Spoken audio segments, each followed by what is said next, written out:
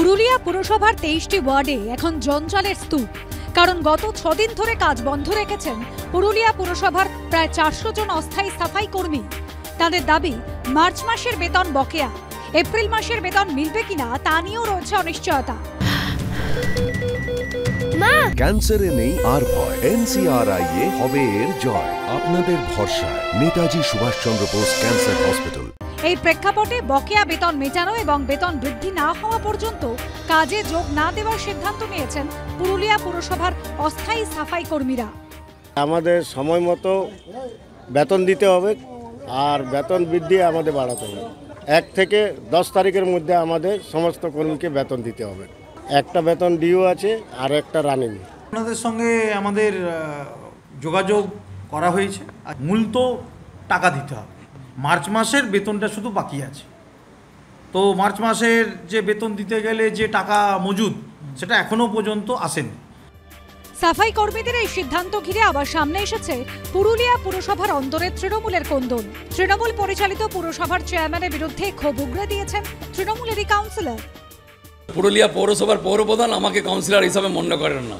আমি যারা সাফাই কর্মীদের দাবিকে আমি সমর্থন জানিয়ে যে তাদের ন্যায্য দাবি, তারা কাজ করে তার বিনিময়ে পয়সা পায়। আজকে গত 6 দিন ধরে পুরুলিয়া শহরের অচল অবস্থা চলছে।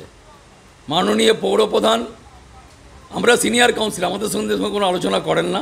খালি ছবি আর ফটো ফেসবুক আর হোয়াটসঅ্যাপ দিয়ে পুরুলিয়া পৌরসভা চলছে। এই নিয়ে তৃণমূলকে নিশানা করেছে বিজেপি। যতক্ষণ না স্ট্রাইক করে, যতক্ষণ না কাজ কর্মবিরতি করে, যতক্ষণ না আন্দোলন করে, এরা 1 পয়সা পায় না। অথচ তৃণমূল কংগ্রেসে যারা কাউন্সিলররা আছে, যারা নেতারা আছে, তারা ঘরে বসে বসে ভুয়া টাকা, এই গরিবদের অধিকারের টাকা যাচ্ছে পকেটে ভরছে, নিজে ব্যাংক ব্যালেন্স বানাচ্ছে। বেতন বকেয়া রাখার প্রতিবাদে এর আগেও আন্দোলনে সামিল হয়েছেন পুরুলিয়া পুরসভার অস্থায়ী সাফাই কর্মীরা। ফের এই নিয়ে প্রতিবাদের পথে হাঁটলেন তারা, যার ফল ভুগতে হচ্ছে পুরো এলাকার বাসিন্দাদের। সন্দীপ সমাদ্দারের রিপোর্ট, এবিপি আনন্দ, পুরুলিয়া।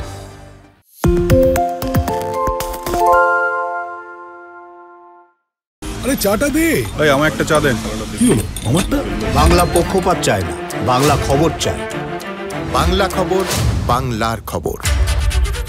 সত্য অন্তহীন, সত্যের খোঁজও তাই, সত্য সন্ধানে তাই আমরা অক্লান্ত, অকুতভয়। এবিপি আনন্দ নতুন ভাবনার প্রতীক, যা মনে মুক্ত, তথ্যে যুক্ত এবং যাবতীয় সীমানার বাঁধন থেকে মুক্ত। সীমা না শব্দটির মধ্যে লুকিয়ে আছে মানা শব্দটি, যেন চোখ রাঙানি এক অদৃশ্য বেড়াজাল, যা আটকে রাখে আমাদের এক ছোট্ট গণ্ডির মধ্যে। একমাত্র সঠিক খবরই গড়ে তুলবে এক মুক্ত সমাজ। সেই জগৎ গড়ার লক্ষ্যে কোনো সীমানার ঠুকুটি আমরা মানব না। এবিপি আনন্দ এগিয়ে থাকে, এগিয়ে রাখে।